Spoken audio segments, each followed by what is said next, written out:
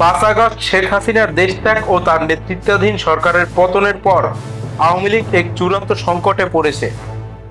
এ পরিস্থিতিতে পরাজিত শক্তি নতুন সরকারের বিরুদ্ধে কাজ করার চেষ্টা করছে এবং সব প্রচেষ্টা ব্যর্থ হওয়ার পর নিষিদ্ধ দল আওয়ামী লীগ নতুনভাবে সক্রিয় হয়ে উঠেছে।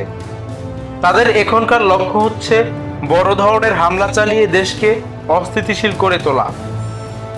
জানা গেছে আওয়ামী লীগের 2 নেতার নেতৃত্বে দেশকে অস্থিতিশীল করার জন্য একটি পরিকল্পনা চলছে। তারা হলেন বাহাউদ্দিন নাসিম এবং শেখ হাসিনার একান্ত সচিব সাইফুজ্জামান শেখর।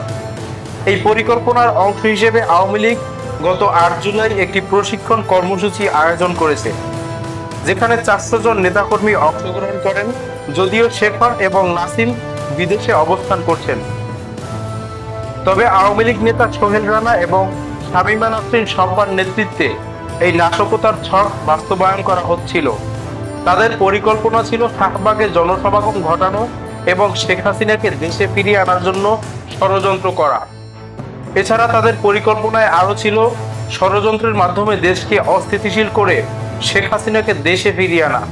এজন্য শম্পা, সোহেল রানা সহ 14 জনকে সন্ত্রাস বিরোধী আইনে গ্রেপ্তার করা হয়েছে।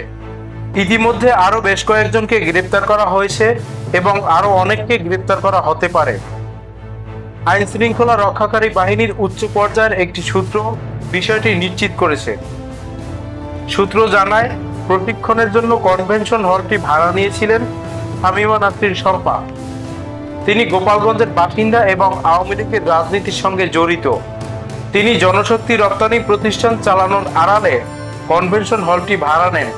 প্রশিক্ষণের সময় অংশগ্রহণকারীরা বিভিন্ন ছদ্মনাম ব্যবহার করে রেজিস্ট্রেশন সম্পন্ন করেন, যেমন রাজমিস্ত্রি, কার্পেন্টার, বাগান পরিচর্যাকারী ইত্যাদি ইত্যাদি।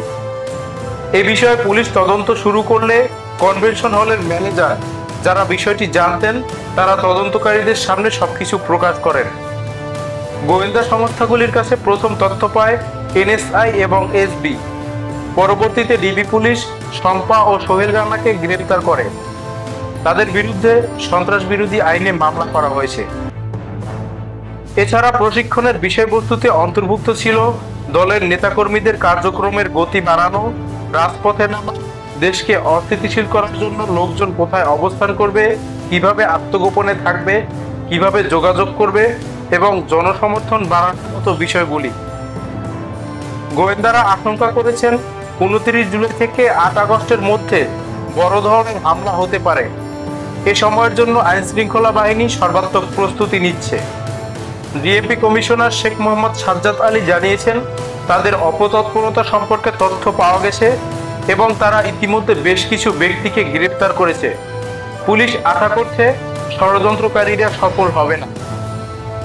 ঢাকা রেঞ্জের ডিআইজি রেজাউল করিম মল্লিক বলেছেন, 29 জুলাই থেকে 8 আগস্ট পর্যন্ত কোনো নাশকতার ঘটনা ঘটলে তারা কঠোরভাবে ব্যবস্থা নেবেন। এর জন্য সব জেলার এসপিকে কঠোর নির্দেশনা দেওয়া হয়েছে।